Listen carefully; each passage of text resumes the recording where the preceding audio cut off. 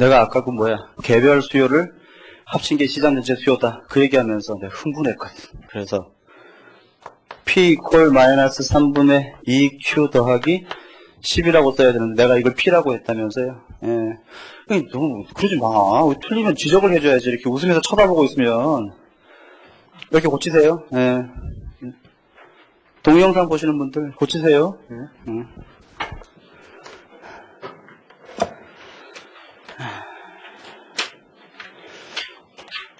47페이지 아니구나. 43페이지. 거기 참고 보시면 소비자 상호 간에 영향을 주는 효과라는 게 있죠. 예, 거기 옆에다가 이렇게 쓰세요. 거기 옆에다가 괄호 이렇게 하셔가지고요. 상호 의존적 수요 또는 이걸 영어로 네트워크 효과. 네, 이렇게 좀 써주세요. 이게 바로 소비자 상호 간에 영향을 주는 효과야. 무슨 말인가 하면 일반적으로 소비자는 자신의 소득 수준이나 그 다음에 가격이나 관련주의 가격이나 기호, 미래에 대한 예상 이런 걸 고려해가지고 자신의 객관적인 상태를 평가한 다음에 소비 수준, 그 다음에 소비량을 결정하는데 사람들이 지금 현재 자신의 객관적인 상태에서는 소비하지 않아야 될 것을 무리해서 소비하는 경우도 있고 가급적이면 소비를 해야 됨에도 불구하고 하지 않는 경우도 있지. 흔히 우리 하는 말로 어제 괜히 욱해가지고 질렀네. 지르지 말걸. 그렇게 후회하는 경우 있잖아. 아니면 눈 딱 감고 내가 부담을 했어야 되는 어떤 비용을 좀 약간 이렇게 주저주저 하다가 괜히 비용하지 않아서 나중에 후회하는 그런 경우도 있잖아. 그런 걸 얘기하는 거야. 즉 사람들이 다른 사람에게 보여주기 위한 또는 다른 사람을 의식한 소비 행위를 하는 경우가 있는데 그걸 우리가 상호 의존적 수요 또는 네트워크 효과 그렇게 불러요. 거기 개요 읽어보시면 되고요. 2번 보시면 크게 이제 네트워크 효과는 세 가지 정도가 있는데 밴드웨건 이펙트, 스납 이펙트, 베블런 이펙트. 밴드웨건 효과 그걸 옆에다가 편승 효과라고 좀 써보세요. 편승 효과. 밴드웨건이 뭐야? 악대차라고 번역을 하죠. 악대차가 뭡니까? 이렇게 차에 이렇게 악대가 이렇게 타서 붕짝붕짝 하면서 이렇게 막 돌아다니면서 이렇게 흥을 돋구는 그런 거잖아. 그거 보면 어때? 괜히 막 기분이 들떠가지고 막 쫓아다니고 싶지.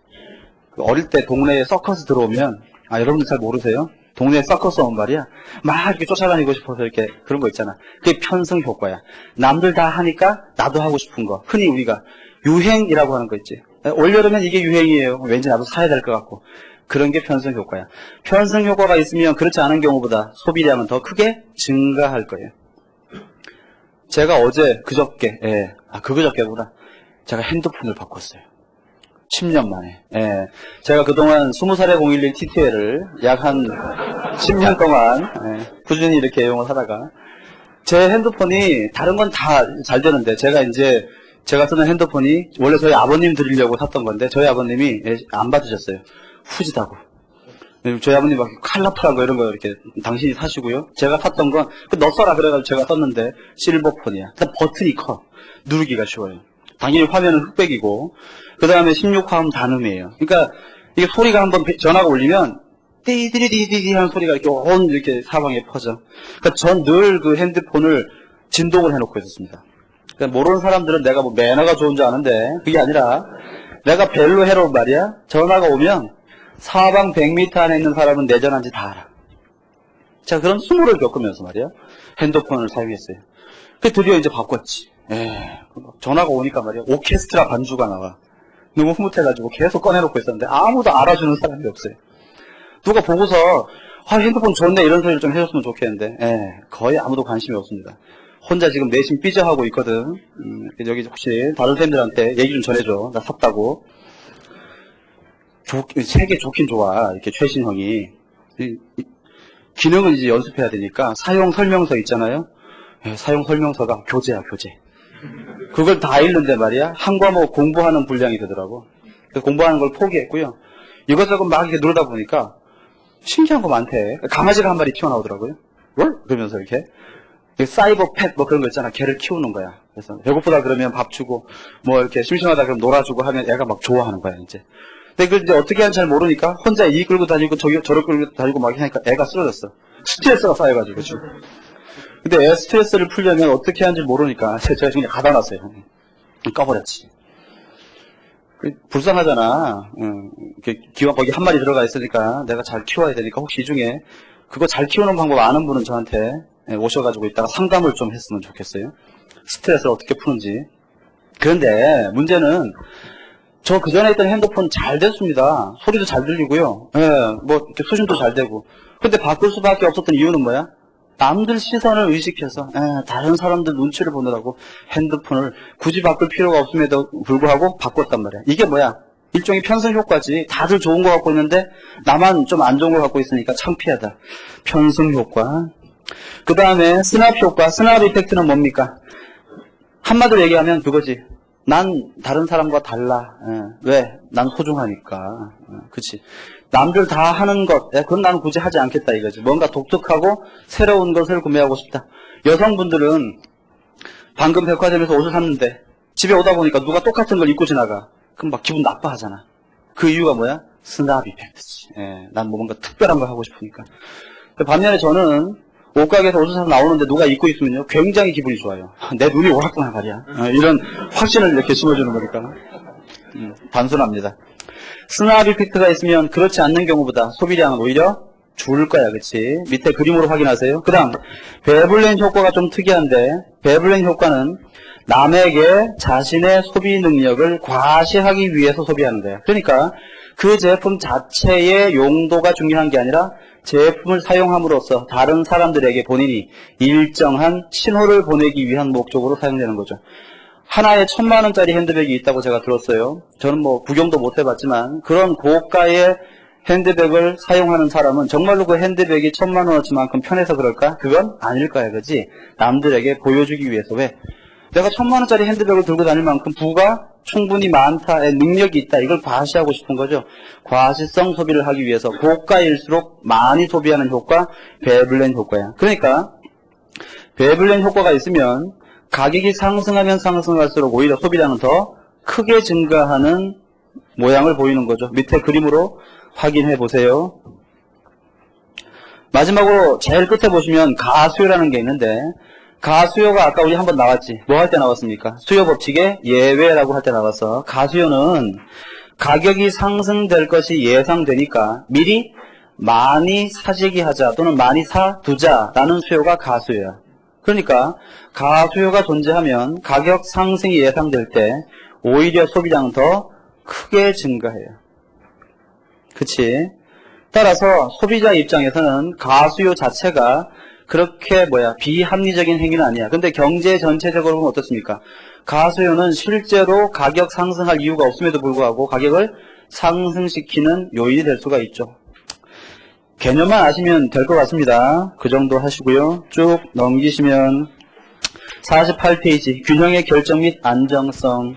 그래서 지금 우리가 보니까 우하향하는 소비자들의 수요의 법칙을 대변한 수요 곡선, 우상향하는 공급 곡선, 이 둘이 만나서 시장 전체에 균형이 생기고, 이때 시장 전체의 균형 거래량과 시장 전체의 균형 가격이 결정되는 메커니즘, 이게 이제 우리가 배우고 싶어 했던 거고 이제 배운 거야. 그러면 이때 수요와 공급이 바뀌면 시장 가격과 거래량이 바뀔 수 있겠죠. 자, 확인해 봅시다. 첫째, XJ의 가격이 상승하면 XJ의 수요나 공급은 변해 안 변해? 안 변해요. 수요량과 공급량만 변한다 그랬지. 그 다음 가격이 상승하면 수요 곡선은 어디로 움직입니까? 다시 말이 헷갈렸네. 소득이 상승하면 왜 이래? 소득이 상승하면 수요 곡선은 어디로 움직여요? 답은 알 수 없다가 답이야. 그치? 자, 소득이 증가할 때 이 제품이 정상제라면 얘는 오른쪽으로 움직여. 열등제라면 왼쪽으로 움직여요. 따라서 소득이 상승하면 정상제인 경우에는 가격이 상승하고 거래량이 증가합니다. 열등제인 경우에는 가격이 하락하고 소비량이 감소해요. 그 다음 이 Q라는 제품과 대체 관계에 있는, 소비의 대체 관계에 있는 제품의 가격이 상승하면 수요는 증가하죠. 따라서 가격 상승하고 소비량 증가하고, 이 Q라는 제품과 보완제 관계에 있는 제품의 가격이 상승하면 얘는 왼쪽으로 움직여서 가격 하락, 거래량 감소. 됐죠? 앞으로 가격이 상승할 걸로 예상이 됐습니다. 이 경제에 어떤 일이 벌어질까요? 첫째, 소비자는 가격 상승이 예상되면 지금 당장의 수요를 증가, 감소? 증가시키니까 디맨드 커브가 오른쪽으로 움직여. 자, 머릿속으로 그려보세요. 그 다음, 가격 상승이 예상되면 공급자는 어떻게 해요? 공급을 줄이죠. 따라서 가격 상승이 예상되는 경우에 시장 가격은 실제로 상승하게 되죠. 거래량은 알 수 없다가 답이야. 그치? 그 폭에 따라 달라지겠지. 이해해 보세요. 높아지면 하나만 더 확인해 볼게요. 아까 우리가 잠깐 요런 그림 그렸는데, 수요라는 것에 영향을 미치는 것이 그 물건의 가격, 그 다음에 그 소비자의 소득, 관련재의 가격, 또 뭐 있습니까? 기호 내지 선호, 미래에 대한 예상, 뭐 등등등 있다고 그랬는데, 자, 이제 시험이라 생각하고 가격이 상승할 때 그 제품의 수요 또는 수요량은 증가해, 감소해? 증가해, 감소해? 수요의 법칙에 따르면 가격 상승하면 수요량은 감소해야 되는 건데 예외 있다 그랬잖아. 뭐? 대체제, 기편제하고 가수요. 따라서 가격이 상승할 때 그 제품의 수요량이 증가할지 감소할지는 알 수 없어. 기편제제 아닌지 따져 봐야 되니까. 이게 다 함정이야. 그 다음, 소득이 증가하면 그 제품의 수요는 증가해, 감소해? 역시 알 수 없어요. 뭐에 따라서? 정상제와 열등제에 따라서. 관련 제품의 가격이 상승할 때 그 제품의 수요 역시 알 수 없어. 대체제냐? 보완제에 따라 달라지니까 항상 이렇게 마인드를 딱 잡수고 계세요. 함정에 빠지지 않겠다. 그런 내용들이 쭉 설명되어 있습니다. 이런 건 어떨까? 이 Q라는 물건이 우리나라에서 아주 대표적인 수출품인데, 동남아시아의 한류 열풍 때문에 한국 상품에 대한 인기가 굉장히 높아졌어요. 그러면서 이 제품에 대한 선호도가 높아졌어요. 그러면 우리나라 경제에 어떤 영향이 미쳐? 이 제품 시장에는 수요가 증가해서 가격은 상승하고 거래량은 증가한다. 뭐 그런 식으로 얘기할 수 있겠죠. 이 기업이 베트남에다가 현지 공장을 차려놨는데 쓰나미 해일이 불어서 공장이 다 파괴됐어요. 그럼 이 제품 시장에 어떤 영향을 미쳐? 생산량이 공급이 감소할 테니까 거래량은 감소하고 시장 가격은 상승할 거다. 네, 그런 식의 분석 가능하길 바랍니다. 48페이지 하단 보세요. 박스에 보시면 예외적인 케이스 세 가지가 있는데 C는 그냥 여러분들이 참고로 보면 되고, A를 보세요. A의 타이틀이 자유제라고 되어 있는데 그림을 보시면 수요 곡선과 공급 곡선이 만나지 않았죠. 만나지 않았으니까 시장 균형도 발생하지 않고 있는데 왜 균형이 안 생겼을까? 이유는 공급이 지나치게 많기 때문이야. 그렇지? 수요에 비해서. 어떤 물건이 그렇습니까? 자유제라고 되어 있는데 밑에다가 공기라고 한번 써보세요. 공기. 아직은 공기는 자유제라고 할 수 있죠. 우리가 지금 돈 주고 우리가 숨쉬는 공기를 구매하지 않는 이유는 뭐야? 너무 흔하니까. 그치? 우리가 필요한 양보다 너무 많으니까 굳이 시장에서 돈을 주고 거래할 필요가 없기 때문에 그래. 만약에 환경오염이 심해져서 깨끗하고 맑은 공기가 굉장히 줄어들면 그 그림에서 서플라이 커브가 왼쪽으로 쫙 줄었다고 생각해봐.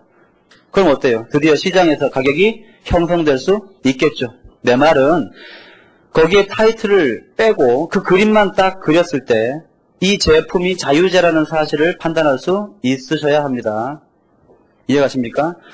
B. 우주여행이라고 되어 있는데 여기에서는 균형이 왜 발생 안 해요? 공급에 비해서 수요가 지나치게 작거나 수요에 비해서 공급이 지나치게 작기 때문에 그래.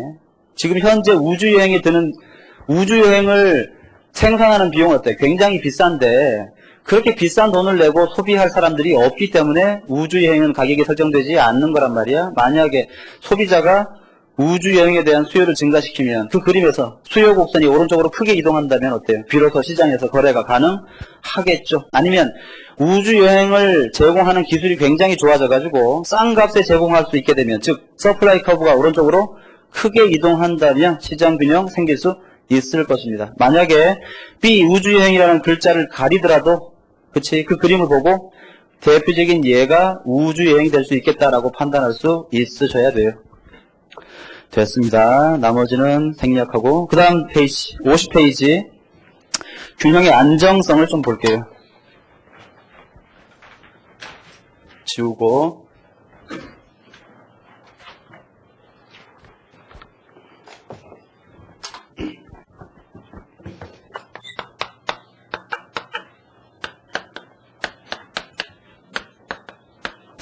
균형의 안정성이라는 얘기는 이런 겁니다. 여기에 QP, 우하향하는 디맨드 커브, 우상향하는 서플라이 커브. P 스타의 가격과 Q 스타의 거래량이 이 점에서 결정되죠. 여기 있는 이 점이 뭐야? 이퀄리브리움 균형이야. 요 균형에서 바람직한 가격은 P 스타고 바람직한 거래량은 Q 스타인데 만약에 외부적으로 충격이 와서 이 시장에 갑자기 가격이 P1 수준으로 상승하게 되면 그때의 가격 수준은 이 점선 레벨이 되겠지. 가격이 올랐지. 자, 소비자는 기분이 좋아 나빠? 나쁘지. 과거보다 비싸게 소비해야 되니까. 따라서 소비자는 과거에는 요만큼 소비했는데 이제 소비량을 요만큼으로 줄이고 싶어 해요. 그치? 가격이 올랐으니까 생산자는 기분이 좋아. 생산자는 이만큼 판매하고 싶지. 따라서 생산자가 판매하고 싶은 양과 소비자가 구매하고 싶은 양 사이에 요만큼의 괴리가 생겨요. 이걸 뭐라고 불러? 초과 공급 excess supply라고 부르죠. 또는 외부적인 충격 때문에 가격이 P2 수준으로 갑자기 하락하는 경우도 있어요. 이때 가격 하락에 대해서 소비자는 이만큼을 소비하고 싶지만 그 물건의 생산자는 요만큼밖에 판매하고 싶지 않으니까 요만큼의 뭐가 발생해? 시장에 초과 공급이 발생합니다. excess supply. 수요구나. 네, 미안해요. 초과 수요. excess demand. 그러면 초과 공급이나 초과 수요가 발생했다는 얘기는 균형이 깨졌다라는 뜻이지. 그렇지? 시장 가격보다 균형 가격이 너무 높거나 너무 낮다라는 뜻이야. 지금 이 칠판에 있는 그림은 원래 균형 E가 있는데 외부적인 충격 때문에 균형이 깨지면서 이런 불균형이 생겼다는 뜻이야. 만약에 이 점의 균형이 이런 상태 또는 이런 상태로 균형이 깨진 상태가 됐을 때 다른 외부적인 도움 없이 자기 스스로 다시 원래의 균형 가격을 회복하고 다시 원래의 균형으로 회복할 수 있다면 여기에 있는 이 점이라는 균형점은 어때? 자기 회복 능력이 있는 균형이지? 이럴 때 우리는 이 점이 안정적인 균형이다 그렇게 불러요. 만약에 외부적인 충격 때문에 이런 상태 또는 이런 상태가 발생한 다음에 다시는 원래대로 회복이 안 된다면 이 점이라는 균형은 불안정적인 균형이라고 부릅니다. 이걸 우리가 왜 배웁니까? 이거 왜 중요해? 이 봐봐. 만약에 그러니까 이제 균형은 이런 거지. 이런 판 위에 공을 요렇게 또 요런 판 위에 공을 요렇게 놨을 때 이 경우는 어때요? 왼쪽에서 이렇게 탁 쳐도 시간이 지나면서 움직이다가 언젠가는 여기에서 딱 안정을 찾겠지. 이런 게 이제 안정적인 균형. 이 경우에는 어느 한쪽으로 밀어버리면 다시는 이 균형으로 회복할 수가 없잖아. 이게 이제 불안정적인 균형인데 어떤 시장이 안정적이냐 불안정적이냐는 정부 정책 담당자 입장에서는 굉장히 중요한 거야. 예를 들어서 정부가 부동산 시장을 좀 안정시키기 위해서 지금 여러 가지 정책을 쓰고 있잖아. 그런데 정부가 어떤 외부적인 정책을 딱 써서 시장에 충격을 가했더니 그 시장이 다시는 원래대로 회복이 안 되고 엄청나게 폭등하거나 엄청나게 폭락해버리면 어때? 정책을 사용하지 않는만 못할 수 있죠. 반면에 그 시장이 안정적인 균형을 가지고 있어서 외부적인 충격이 가하더라도 다시 원래대로 회복이 될 수 있다면 어때? 좀 편안하게 정책을 사용할 수 있을 것이야. 그러니까 현재의 시장 균형이 안정적이냐 그렇지 않느냐를 판단하는 것은 정책 담당자 입장에서 매우 중요한 것인데 목적은 이거야. 어떤 균형을 척 보고서 턱 보고서 말이야.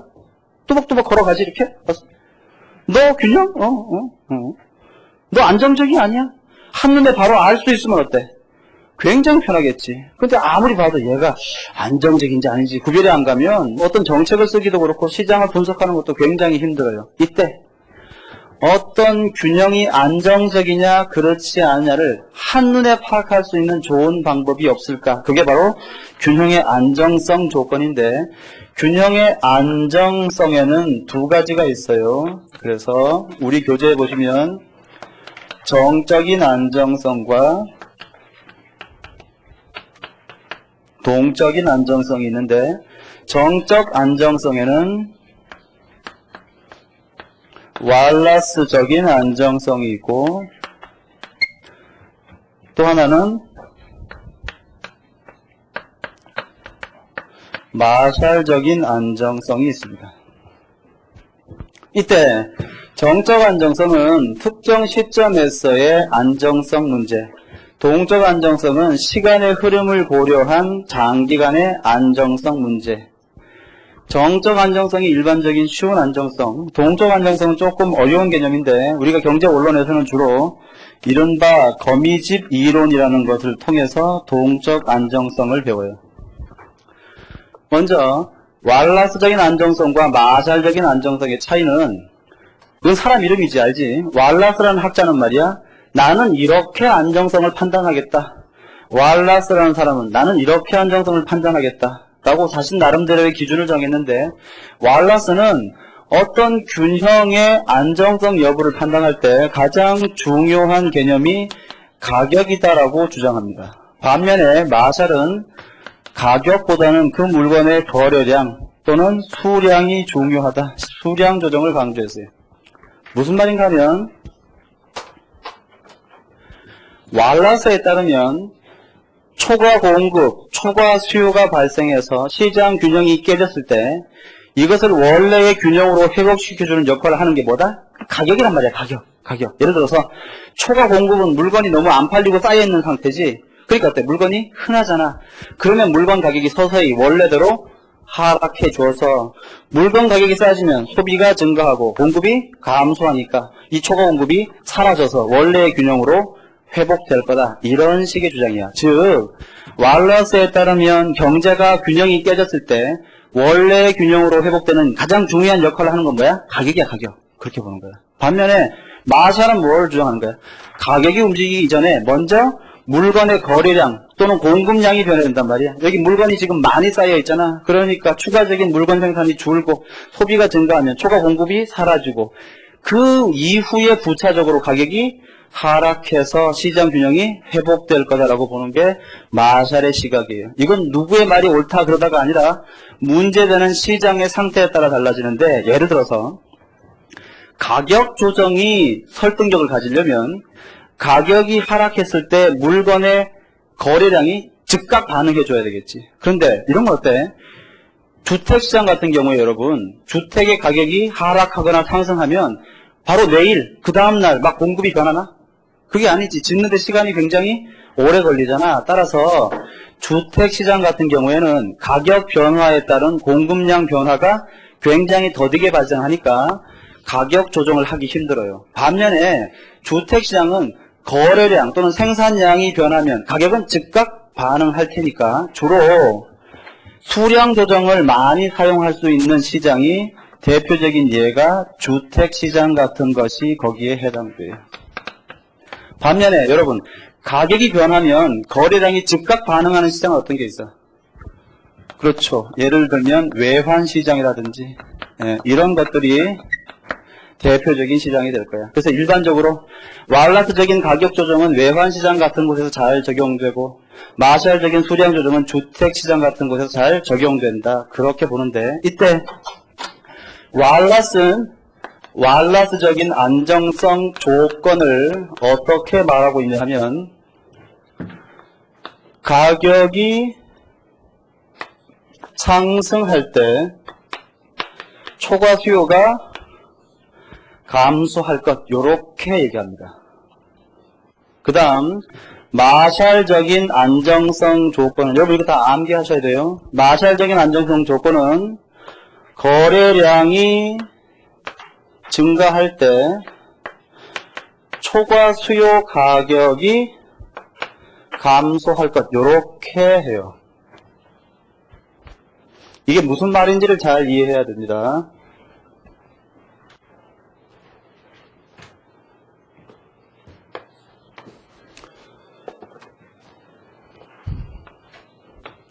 여기에 Q, 여기에 P, 일반적인 서플라이 커브, 디맨드 커브. 자, 봅시다. 먼저 와일라스적인 안정성 조건 한번 볼게요. 와일라스에 따르면 여러분 지금 가격이 P 스타일 때 Q 스타의 거래량이 가장 바람직한데, 예컨대 가격이 P0이면 이 가격에서 요만큼의 뭐가 발생해? 초과 수요, excess demand가 발생하지. 이때 가격이 서서히 상승하면 요 거리가 점점 작아지지. 그 말은 뭐야? 가격 상승에 따른 초과 수요가 감소한다라는 요 조건에 맞아떨어지는 거야. 그치? 계속 상승하다가 P스타 이상으로 상승하면 오히려 마이너스의 초과 수요, 즉 초과 공급이 발생하게 되니까 지금 이 그림은 요 조건을 이미 충족하고 있어요. 따라서 이 그림에서 이 균형점은 와일라스라는 사람에게 물었습니다. 와일라스, 저 이 점은 안정적인 균형이야? 라고 물으면 뭐라고 대답하는 거야? 맞아, 안정적이야. 그렇게 대답한단 말이야. 그 다음 마샬에게 물었습니다. 저기 칠판에 있는 이 점이 안정적인 균형이냐 물으면 뭘 판단해? 거래량 증가에 따른 초과 수요, 가격이 감소하느냐를 따지는데, 예를 들어서 거래량이 Q0일 때 요 거래량 하에서 생산자의 공급 가격은 얼마가 됩니까? 공급 가격은 P 서플라이가 되고, 그렇지? 소비자의 수요 가격은 얼마가 돼? P 디맨드가 되는 거지. 수요 가격과 공급 가격 사이에 요만큼의 갭, 이게 바로 초과 수요 가격이 되는 것인데, 거래량이 증가하니까 요 높이가 어때? 점점 줄어들잖아. 이 그림상으로. 그럼 어때? 와일라스적으로 보면 저 이 점은 안정적이다라고 판단한단 말이야. 즉 우리가 알고 있는 가장 일반적인 형태의 수요 공급 곡선은 와일라스적으로도 또 마샬적으로도 안정적이다라는 사실을 알 수 있어요. 그런데 문제는 뭔가 하면, 요때 여러분 요 조건을 요걸 다른 말로 어떻게 표현할 수도 있냐 하면 이렇게도 표현할 수 있죠. 공급 곡선의 기울기분의 1이 수요 곡선의 기울기의 역수보다 커야 한다. 이렇게 우리 교재에는 또 표시가 되어 있죠. 여러분 이 조건은 여기에 있는 이 조건과 같은 거야, 같은 거. 표현을 다르게 했을 뿐이에요. 이해가십니까? 시험에서 이렇게 물어볼 수도 있고 이렇게 물어볼 수도 있어요. 그 다음 여기에 있는 마샬의 안정성 조건은 다르게 어떻게 표현할 수 있습니까? 우리 책에 공급 곡선의 기울기의 크기가 수요 곡선의 기울기의 크기보다 더 커야 한다. 네, 그렇게 표시할 수 있어요. 같은 거야, 같은 거 이게. 그런데 혹시 얘는 뭐 무리가 없지만 와일라스적인 안정성 조건 요걸 보고서 혹시 이거 이렇게 서로 이렇게 분모 분자로 바꾸면 수요 곡선의 기울기가 공급 곡선의 기울기보다 크다라는 조건으로 바꿀 수 있지 않을까라고 생각하는 사람은 얼른 생각 바꾸세요. 이거하고 이건 완전히 다른 식이지. 왜 그래? 왜? 이걸 이렇게 바꾸면 부호가 다 바뀌어버리잖아. 부호가. 내 말 이해가? 부호를 고유할 수 없기 때문에 그래요. 이건 틀리는 거야. 반드시 이렇게 하셔야 됩니다. 됐어요. 그 다음 예를 들어서 문제는 이거야. 지울게요.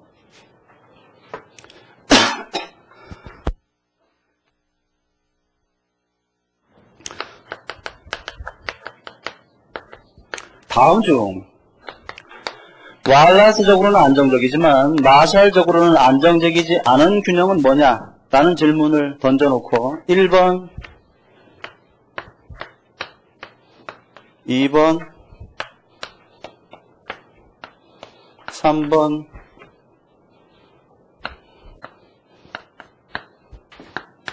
4번,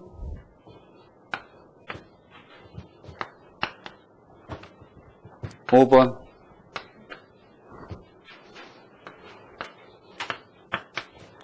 이렇게 물어놓은 말이야. 그때는 좀 일이 커져, 이제. 그러면, 지금 여기 있는 이 조건들을 가지고 칠판에 있는 이 5가지의 보기를 하나씩 다 검증해봐야지 답을 구할 수가 있잖아. 시간이 굉장히 많이 걸리지. 그치? 어떻게 하면 되겠어? 요령이 필요하다면 요령이. 천기누설의 비밀을 내가 가지고. 여기 있는 이 조건을 무시하고 말이야. 아니, 무시하는 건 아니지. 이 조건을 이용하되 간단하게 와일라스와 마샬의 안정성 여부를 판단하는 방법이 있어요. 여기 좀 보세요. 이게 이제 일반적인 수요 공급 곡선을 그릴게. 자, 일반적인 우하향 디맨드, 일반적인 우상향의 서플라이 이렇게 있을 때 먼저 여기에 있는 이 균형이 와일라스적으로 안정적인지 판단해 봅시다. 와일라스는 무슨 조정을 강조해? 가격 조정을 강조해. 균형 가격이 어딥니까? 여기 있는 노란색 점선이지. 이때 균형 가격 위쪽이나 아래쪽 상관없어요. 아무데나 동그라미를 한번 쳐보세요. 그러면 수요 곡선과 공급 곡선 중에 뭐가 더 오른쪽에 와야 돼?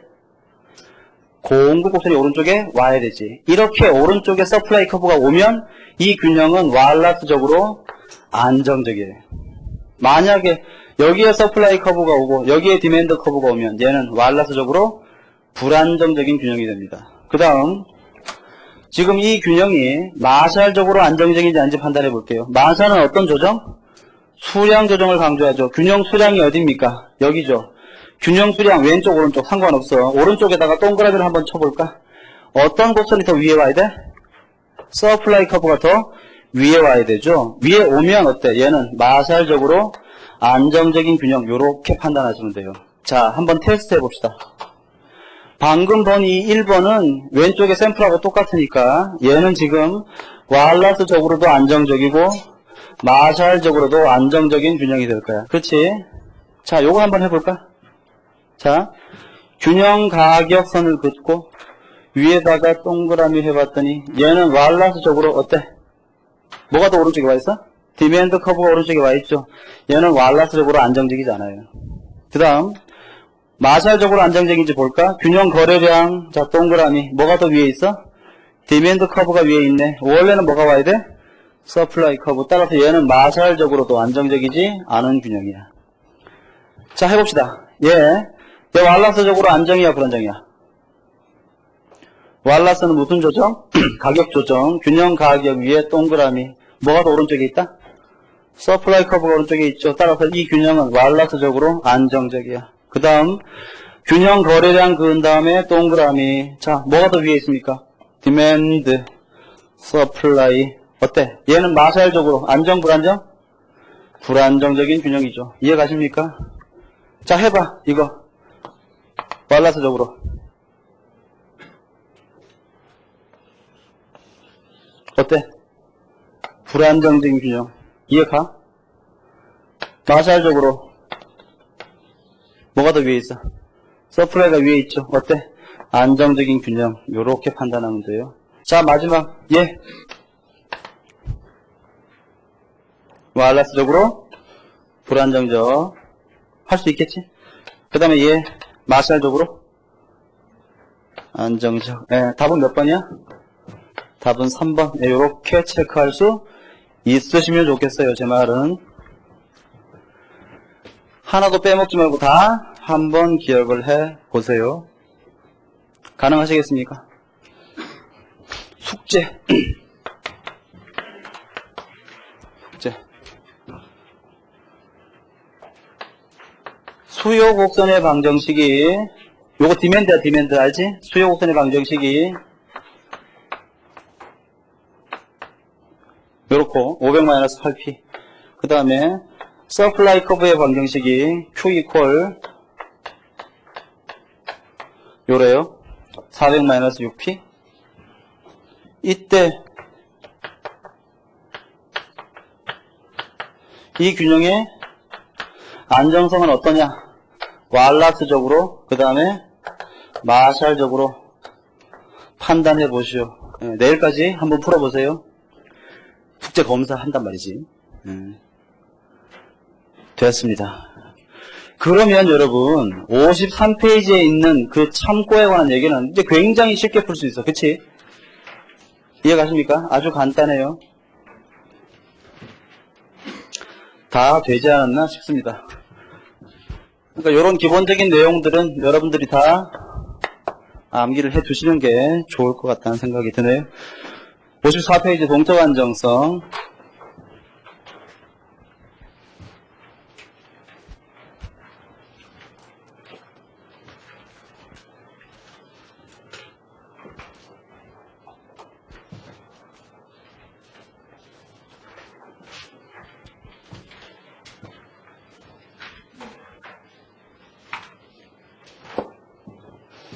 혹시나 높아지면서 여기에 있는 이 기울기는 절대값이 아니야. 절대값 아니야. 그치? 다 부호가 있으면 부호 붙어 있는 거야. 그치? 예. 됐습니다. 거미집 이론을 좀 봅시다. 거미집 이론은 누가 주장했습니까? 우리 책에 보시면 에치켈이라는 사람 이름이 나오죠. 참고로 보시고요. 거미집 이론의 결론이 굉장히 중요하지 않나 이렇게 생각하는 사람 많은데 거미집 이론은 의외로 가정이 훨씬 더 중요한 이론이에요. 첫째, 거미집 이론의 대상이 되는 시장은 일반적인 재화시장이 아니고 농산물 시장을 그 대표적인 예로 삼습니다. 예를 들면 어떤 시장이야? 뭐 배추 시장 같은 거. 그렇지? 두 번째 가정은 뭔가 하면 가격 변화에 대해서 수요와 공급이 보이는 반응이 다른데 여러분 배추 가격이 굉장히 올랐어. 오늘 아침에 내가 소비자야. 내가 수요하는 사람이지. 시장에 갔어요. 배추 값이 왜 이렇게 올랐어? 어때? 안 사겠지. 언제 안 사? 바로 안 사겠지. 배추 가격이 그 다음날 가보니까 굉장히 싸졌다. 어때? 더 사겠지. 언제 더 구입해? 그날 바로 가서 더 사겠죠. 즉 배추의 가격이 변했을 때, 즉 농산물 시장에서 가격 변화가 생기면 수요는 그 가격 변화에 어떻게 반응해요? 즉각 반응하죠. 즉각. 굉장히 민감하게 반응하는 거지. 그런데 배추의 공급은 배추 가격에 즉각 반응할 수 있나? 안 되잖아. 오늘 배추 가격이 비쌌어. 내일 더 많이 만들 수 있어? 시간이 걸리잖아. 1년 걸리죠. 1년. 그치? 비닐하우스 재배. 그건 좀 다른 얘기니까. 일반적인 경우 얘기하는 거야. 배추, 비닐하우스도 마찬가지. 시간이 걸리죠. 재배하는데. 따라서 가격이 변화했을 때 수요는 즉각 반응하지만 공급은 어때요? 느리게 또는 더디게 반응하죠. 얼마 후에? 주로 1년 뒤에 반응하는 것이 일반적인 현상일 거란 말이야. 결국 거미집 이론에서는 수요는 가격 변화에 즉각 반응하지만 공급은 가격 변화에 느리게 반응한다는 사실에 주목하죠. 그림을 그려보면 이거 미리 그리면 실패할 수 있어요. 보시고 난 다음에 그리세요.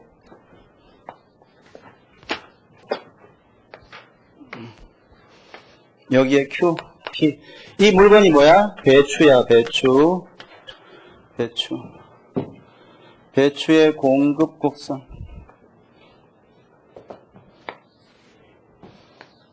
배추의 수요 곡선 이렇게 있습니다. 균형은 어디입니까?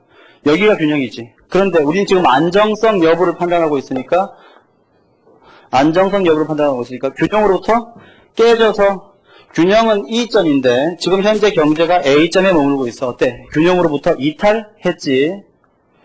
A점 상태에서 경제가 어떻게 변하는지 한번 봅시다. A점 상태에서 생산량이 얼마입니까?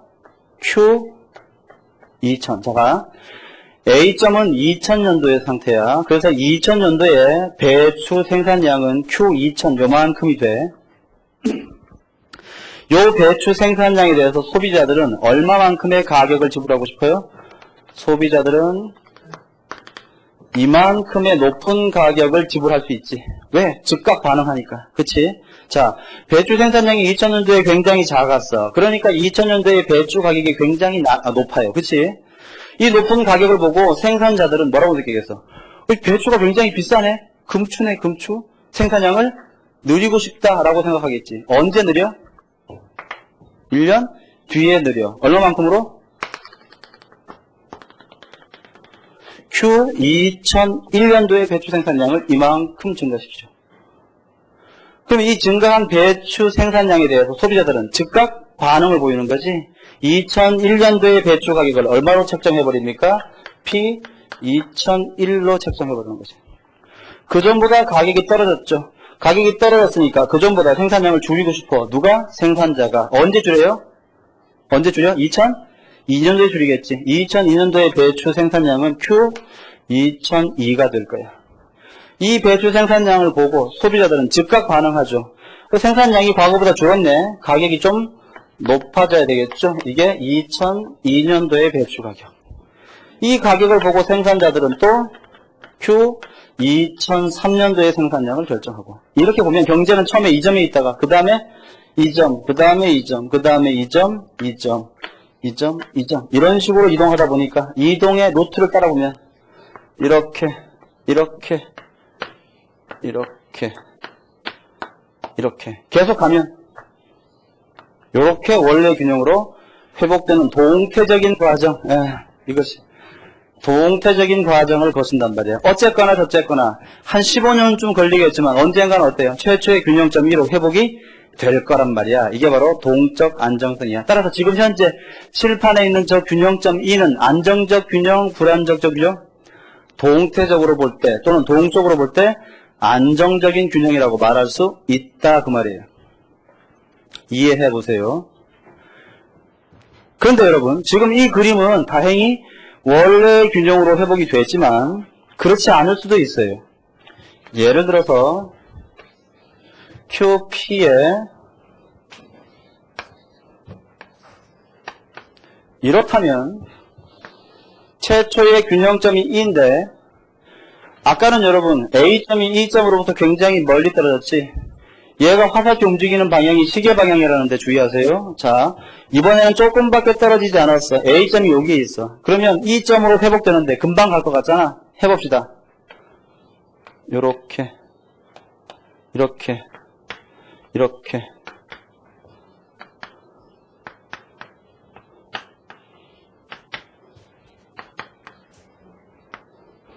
어때? 자꾸 원래의 균형으로부터 더 멀어지지. 그러면 동적 안정성이 회복되는 경우도 있고 동적 안정성을 만족하지 못하는 경우도 있는데, 그럼 어떤 경우에 동적 안정성을 충족할 수 있을까요? 바로 거미집 이론의 결론은 뭡니까?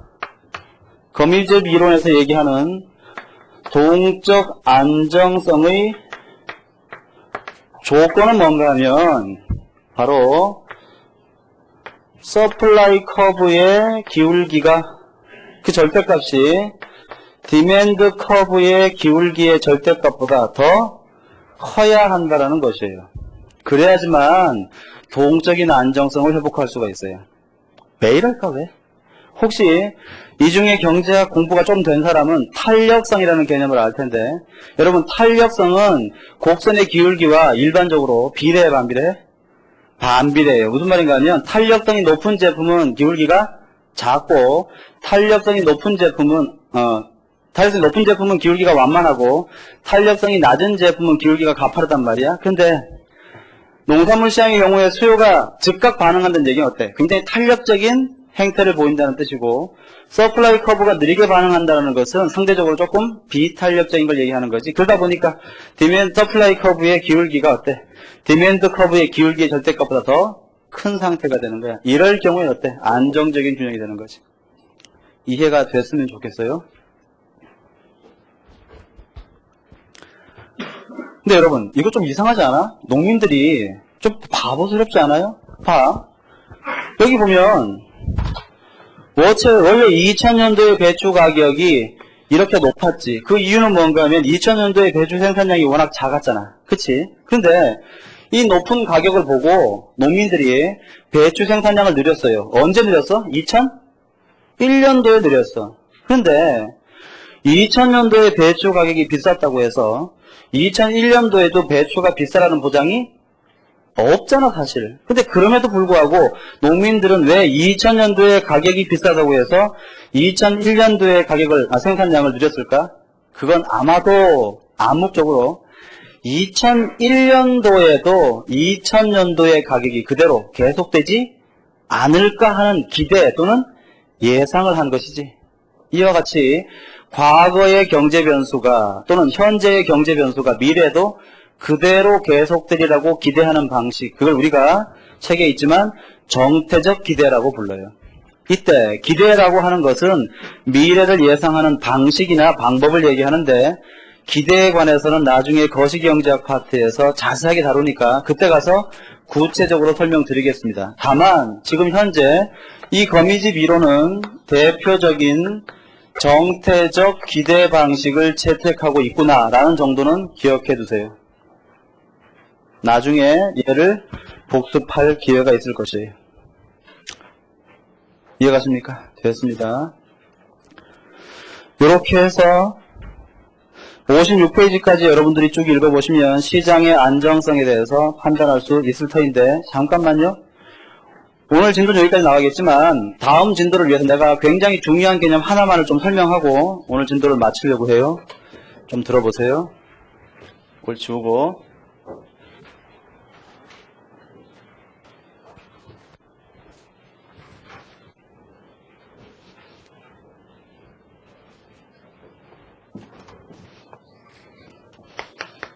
이건 우리 책에 없는 건데 여러분들이 좀 서브노트나 아니면 책의 여백에다가 좀 필기해 두세요. 아주 유용할 거야. 바로 수요 또는 공급 곡선의 수직거리의 의미에 대해서 얘기하고 싶어요.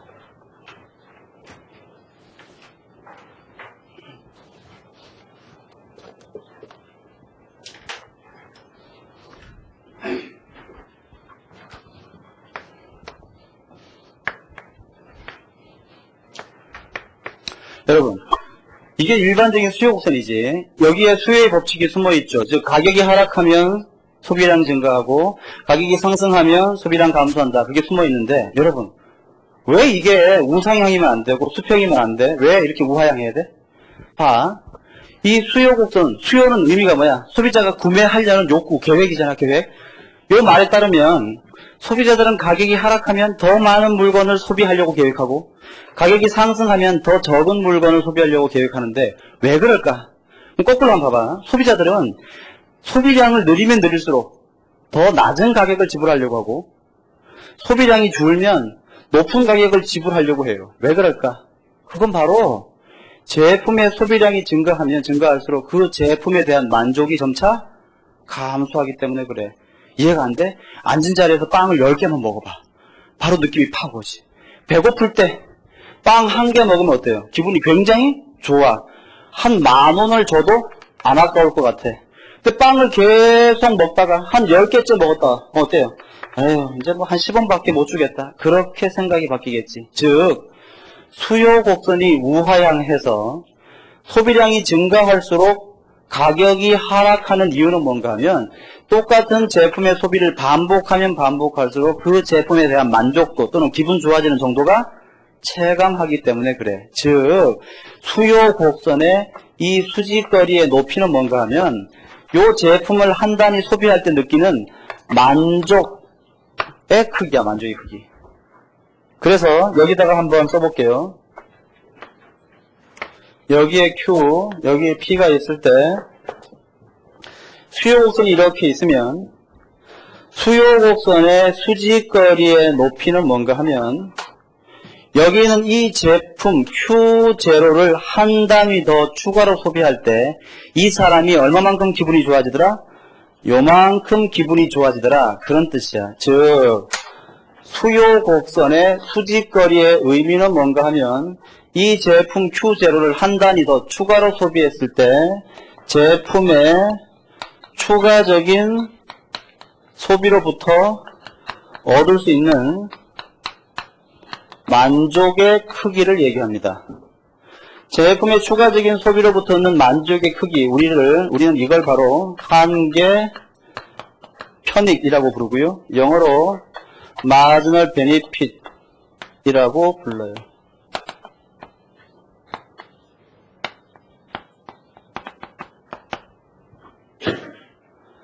자, 봅시다. 그러면 이 소비자는 지금 현재 Q0라는 물건 한 단위를 추가로, 여러분 앞으로 한계라는 말이 나오면 그 의미는 추가적인이라는 의미라고 기억하셔야 돼. 한계라는 말의 의미는 추가적인이라는 뜻이에요. 그렇다면 지금 이 사람의 이 수요 곡선의 수직거리의 높이는 뭘 의미하냐면 이 사람은 제품을 Q0를 한 단위 추가로 먹었더니 얼마만큼 기분이 좋아진 거야? 이것만큼 기분이 좋아졌어. 편익이라는 말은 기분이 좋아지는 정도야. 만족스러운 정도. 그럼 봐. 요거 하나 먹었을 때 기분이 요만큼 좋아졌는데 얼마를 내야 돼? 요만큼의 가격을 지불해야 되죠. 만약에 소비자가 요거 하나를 먹고 기분 좋아지는 정도가 요만큼인데 이 지불해야 되는 가격이 이 P가 요 높이보다 이 소비자는 컸으면 좋겠어, 작았으면 좋겠어? 당연히 작았으면 좋겠지. 소비자는 조금 내고 많은 기쁨을 누리는 게 목적이니까. 그러면 P가 이것보다 작았으면 좋겠는데 막 커지면 점점 본인은 기분이 좋지 않겠지. 그러다가 만약에 요 가격의 높이가 이 편익의 높이보다 더 커지면 소비자는 이 물건을 구매해야 하네? 안 하겠지. 만족도보다 지출하는 금액이 더 크니까. 그럼 봐.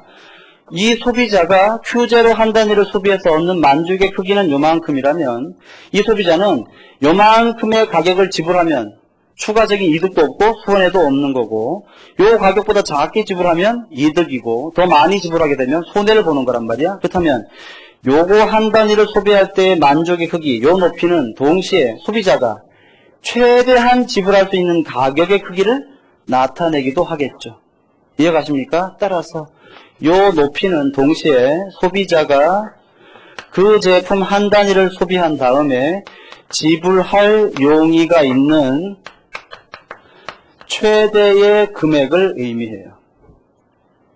매우 중요한 걸 설명드리고 있어요. 꼭 기억했으면 좋겠습니다.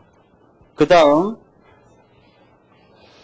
이번에는 공급 곡선을 한번 볼 건데 여기에 공급 곡선이 있어요. 공급 곡선의 수직거리의 높이는 뭘 의미할까? 우린 지금 그걸 봐야 돼. 자, 소비를 하면 다시 수요 곡선의 수직거리의 높이가 뭐야?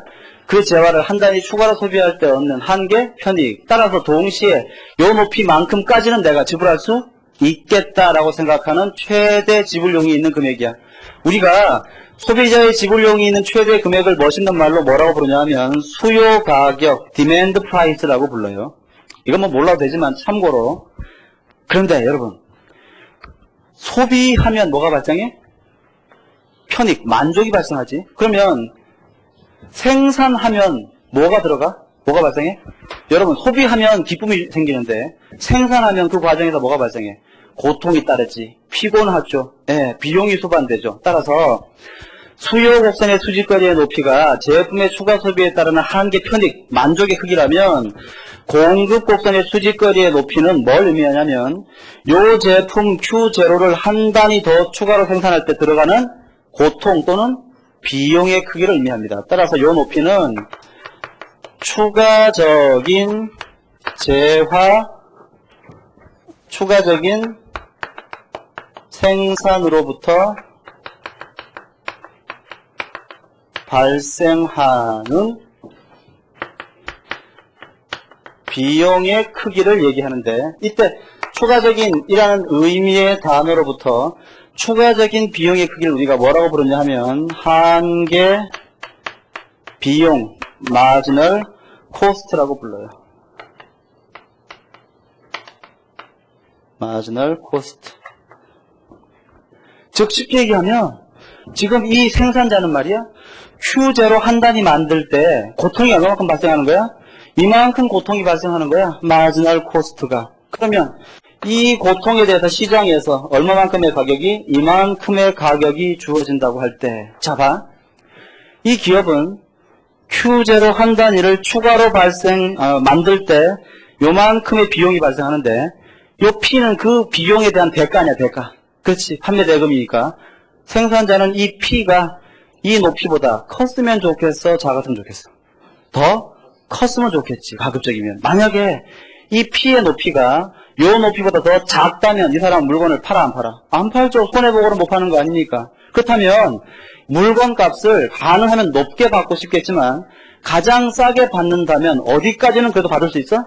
요거까지는 내려줄 수 있지. 하지만 이 이하로는 받을 수가 없어요. 따라서 요 높이는 기업 또는 생산자가 느끼는 그 물건 판매에 따라서 지불받고자 하는, 답해보세요.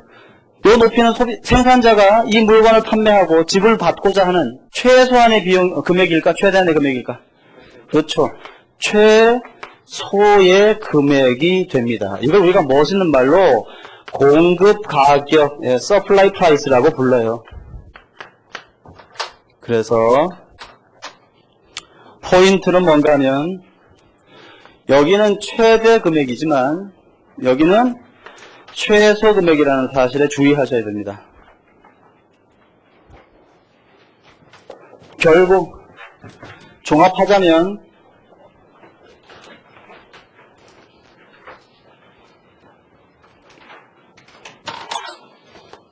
시장에서